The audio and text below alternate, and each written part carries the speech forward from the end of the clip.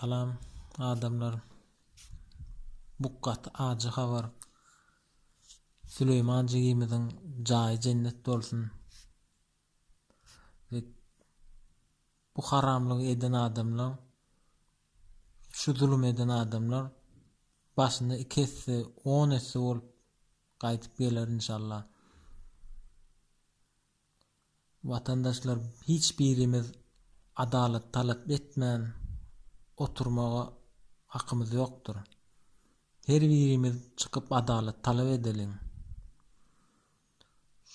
Şu zatlary eden adam nädip wyjdanly gelip bilýär şu wagt.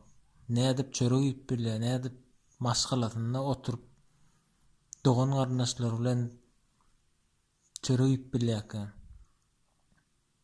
Bu haramlyklara nibes etdirmeli. Adalet talap edelim. Adamlar hemmämiz elimizden gelen edip adalet talap edelim. Süleyman jigimizem hemişelik biziň ýüregimizde galar. Gahrman jigimiz. Men adalet talap edýärim.